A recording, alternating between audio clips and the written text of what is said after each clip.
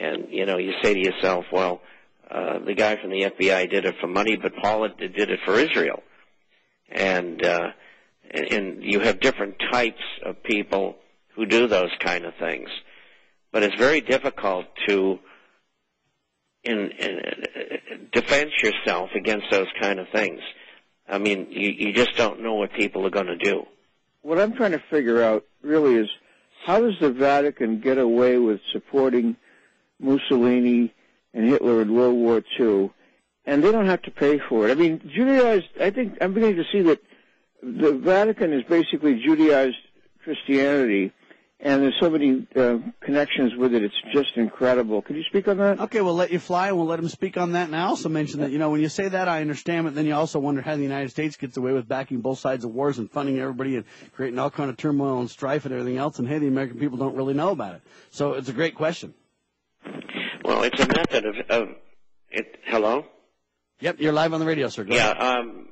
It's a method of staying alive.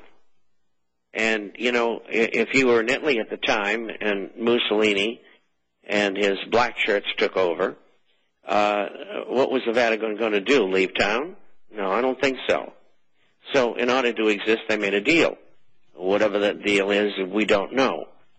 They also made a deal with Germany. In fact, during the war, the tithes that were taken in churches, Catholic churches, a percentage of them was sent to the Vatican. Most people don't know that. And there was a lot of Germans who were Catholics who were backers of Hitler, who believed in what he was doing. At the end of the war, there was a rat line. It was run by the Vatican. There's no question about it. And they got a lot of people out of Germany who were SS and Gestapo and spirited them off to South America. And that's a fact. And the United States government hired piles of people who were ex-German operatives. Gala was one of them. He was the head of the Gestapo.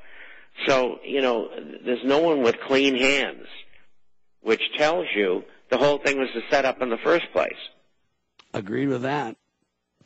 And so, yeah, the Vatican does it. I'm not saying the Vatican is perfect. There's all kinds of tidbits with Israel that does all kinds of things. There's large groups around the world that do these things in league with governments, no doubt about it.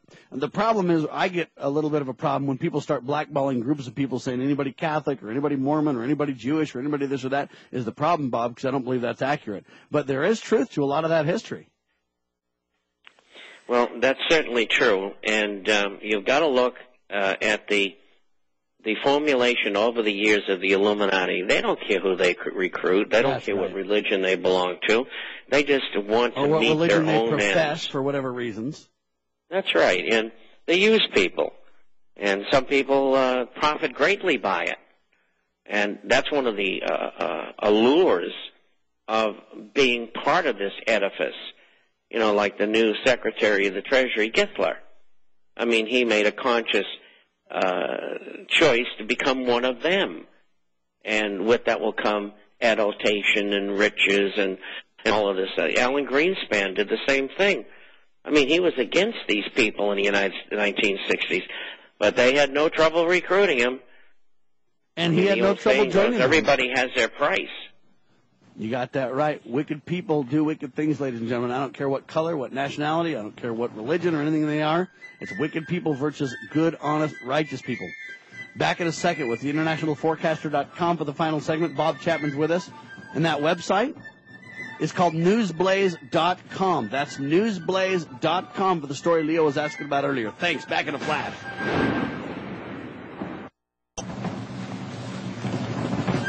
Back with you live, ladies and gentlemen. Final segment. We're almost flat out of time. Gold, $912 an ounce right now. Silver, $12.49. So they're going up. Oil's going down a little bit. The stock market's going down below 8,000. What do you see for the next couple of weeks and months, Bob? I know it's kind of like being a weatherman. You know, it's really hard to predict, but you seem to do a great job at it. What do you kind of think's coming? I see higher gold and silver prices. I see a testing by the Dow Jones Industrial Average of its recent low around 7,600, and the low probably at 7,268 set in 2002 and 2003. And by the end of the year, I expect the Dow to be down around 6,000, and I think gold will be somewhere between 1,600 and probably 2,500. They're going to fly, and no matter what government does, they just don't have enough ammunition yet, and there's too many people getting in on the act, especially in the physical market. Physical product for almost a year now has been hard to find. You can get it, but it's more expensive and it's difficult to find. And that's because people, particularly in Europe, but all over the world, with the exception of the U.S. is starting to buy, but not the way that others have been. And so it's relentless move upward, no matter what intervention comes from government. And in the final analysis, the only safe place to be during this hyperinflationary period which we're facing because of what government and the Fed are doing, it's the only place to be. It's the only safe place. Agreed. How quick do you think we'll see 7,500 and or 7,000? We could see 7,500 this week or next week. Wow. I mean, we're just under 8,000 now. It's only 500 points away. Yeah. And, this is Monday morning, and usually the government's in there running the market up. They're not doing that today. Maybe they're running into too much selling. Yeah, I almost think it'd be way worse. They're running it up and just preventing the drop from happening as fast. Because they know they have all week. They always do week. that, and that's part of it. Yeah. How quick do you think we might see 7,000? I think it's certainly by the fall. Wow, so it'll be quite a while, though. I expect further breakdown along the way.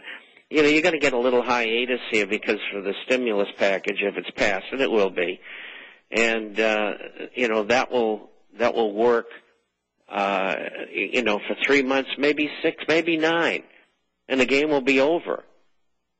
They'll realize it's not working again. These are the same people who created the problem. They don't know what to do because they don't want to find out what to do. What about Lindsey Williams? What about Lindsey Williams saying, "Hey, first gas is going to go down to, or barrel oil would go down to $50. It went down to 40. It's been down there for a long time, just like you said. Now he's saying in 3 to 6 to 9 to 12 months he sees a complete meltdown of the financial markets. Do you think he's right?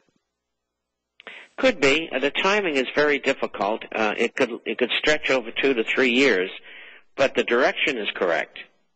Yes. I mean, I believe that, and you do. Yes, and the timing can change, by the way. Even if Lindsey said it and was right and had inside information, they can change it. They do on the fly all the time. It's very hard to be a prognosticator. I've been exceptionally blessed. I mean, there hasn't been much I've missed, and I'm very fortunate. Well, keep us posted on what you're doing. TheInternationalForecaster.com, ladies and gentlemen, is how you sign up for the newsletter. Incredible information from a financial nature in a troubled world, helping you preserve your financial assets and ability to resolve or to support your family, etc., in the difficult economy. Not only that, incredible commentary as well. Thanks, Bob Chapman, my friend. Come back in 2 weeks, will you? I will. Bye-bye. All right, buddy. Thank you, sir. There you have it, ladies and gentlemen, the International Forecaster, bringing us the news the networks refuse to use always.